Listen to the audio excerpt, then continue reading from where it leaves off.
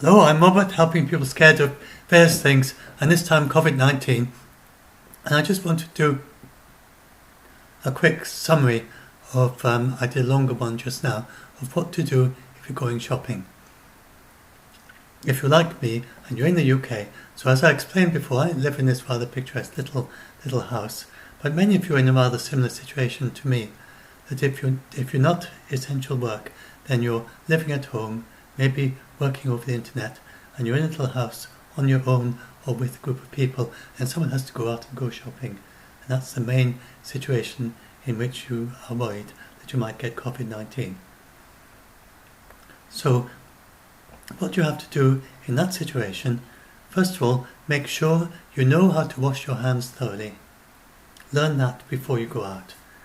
And so if you haven't learned it yet, so I explain, follow Dr. Tedros, do everything that he does, just following the way that he moves his hands. Do it the same, go it through 2, 3, 4 times, and you will know how to do it. It just becomes automatic. So when you leave your house, then you want to avoid touching eyes, nose or mouth once your hands have touched other things. So right up to the shop, if you haven't touched anything else, then it wouldn't necessarily matter, but once you start touching other things, make sure you don't touch your eyes, nose or mouth. Go around the shop, do your shopping. If you're outside and you're waiting to go in, and keep the distance of 1 or 2 meters from other people. And if someone is talking to you, especially if they're talking to you. So there's this very clear evidence now. I'll explain that in the last video, so I won't go into it now. But just over 1,000, by now, if this was SARS, we would have had many examples of airborne transmission, very clear, proven examples. Because SARS was transmitted airborne. There have been no clear examples. People produce these papers, then they get retracted because there's something wrong with them. People are trying to prove it's airborne. They have not succeeded. Not even after 500,000 cases, they still haven't found it. The WHO continued to monitor all the scientific papers, and as of 29th of March, they still have found no proof of airborne transmission. So you need to, so the only worry is the coughs and sneezes and talking, and these droplets come out of your mouth, but they're just like 2 little balls. They're big enough to fall under gravity. They get to the ground in just a few seconds, and then that's it, done. So you don't need to worry about people just walking past you in the shop. Just keep a distance from them when they're talking to you and they're facing towards you and talking. At least a meter, 1 or 2 meters is better, so as to be safe that if you're not sure about judging a meter and so on. 1 or 2 meters, 2 meters is good. And then when you then do your shopping, and nowadays it's very easy because they expect you to do it now in the UK. They didn't before. And when you come to the shopping counter, then you're staying. There's even a line that you've got to stay behind. And don't break it to shake hands with anyone. If you have to greet them, your hand in the air, high five, hand on heart, anything that works. In the namaste thing, but from a distance, not close up like Prince Charles does it. And anything you can do from a distance, but don't break that distance, and not the elbow bumps. That takes you too close. And then once you've done all that, you've done your socialising from a distance, if you do any, and then you buy your food, you go back home. Then when you go back home, this is just being super careful. And when I go back home, I open one of the doors and I'm using the handles to get in. Then I go and do my thorough washing, because you've got to get into the house to do your washing. Then you wash your hands very, very thoroughly, using the correct method. Then I go and I wash the handles that I used to get in.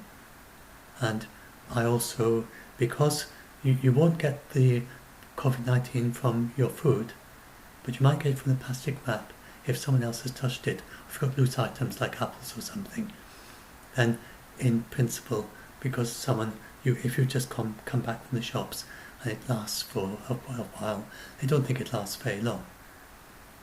And certainly, if you want to be super careful, then the next day after, but it's really probably just only minutes to a few hours, and but just in case there's something left on it, then you can just wash anything that you won't be using that day or the next day, and just not so you wash your apples or whatever with soapy water, and you can wash the outside of any packages. You don't need to worry too much about card because it doesn't last so long with card as plastic. But I suppose you could wash your cardboard, lightly wipe them or something.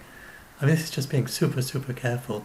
But if you've got to remember for all this, that it's actually, it really, I haven't found, I've read a few papers, I'm not widely reading all the papers on the subject, but I haven't seen any examples of it being transmitted through a supermarket. And it's certainly not the main way it's transmitted. The main way it's transmitted is through very close contact or very prolonged contact.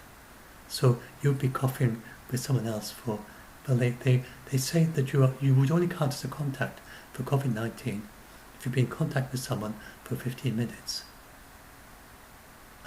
talking to them or they're coughing and you're just right close and stuff like that. And so that's obviously not going to happen in this situation. Or if you're a medical worker and you've got the bodily fluids from the other person and kind of go into your eyes, or a substantial glob of it, I don't think a few droplets from a cough is really very likely to infect you. So I'm saying, do be careful about all this. I'm not saying don't do these things. Even if it's only 1 chance in 10,000, you don't want to take that 1 chance in 10,000. But what I'm just saying is that don't get kind of paranoid about it, that if someone coughed and a little bit got in your eye or something, it doesn't mean you've automatically got it. It's very, very unlikely. But and if someone shakes hands with you, then just wash your hands before you touch your eyes, nose and mouth. And even if couples staying in the same house together, then you're talking about or other people in the family, other children and so on, others in the family with quite close connection, then only less than 1 in 10, often less than 1 in 10 in China, before they knew about having to take all these precautions, still it's only 1 in 10 that get it, even after being together for a long time, all the way through the sickness. So you do get some situations where one person and the entire family gets infected, so it's kind of patchy. Most families, one person doesn't infect anyone. In occasional ones, one person infects everyone. So it's a little bit like that. But it really is quite difficult to get it. And so that's it basically. That's what I want to say. So you should now be safe going out shopping. And as I explained in the last video, that's what they did. These sort of things that you're saying, that just 1 or 2 meters distance, you don't need to worry. So, but I just did say in the last video, and I'll repeat that again, that you also need to be considerate of others. So remember that other people think that it's transmitted airborne. So it is good to keep a distance from them because they think that, even when you're not talking. So because we have these academics in the United Kingdom who are studying an academic mathematical flu model, and they seem to have paid no attention at all to the actual data from China. They haven't changed the most rudimentary parameters in their model to match what China has seen, or now many other countries as well. So these people are advising the UK, and in their little mathematical world, then the flu they're studying is airborne. So they're telling the United Kingdom government that it's airborne, and that's why people around the world, around the UK, are keeping this distance and all the time. And even out for hill walks and so on, you get people staying in distance and not not going anywhere near each other.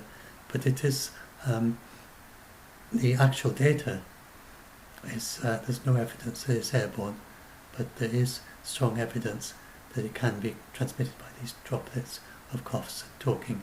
So don't talk up close to someone.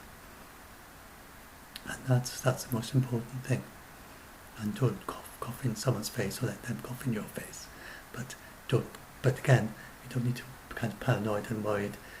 It's, if some little slip up on the way back from the shop, you touch your eye and you just forgot, then that's not likely to give you COVID-19. And so just do all this and you'll be okay. And all these people that you've, the famous people, your Boris Johnson, Matt Hancock, and Prince Charles, even the author of this paper, they just can't have been doing this, because the experts who did do this, and they came back and they didn't get COVID-19. And that was over a month ago. So you just do the same as they did, the experts who really know what they're talking about. So if you do join our group, do please check the rules at the head of our group. And check the Facebook group, Doomsday Debunked.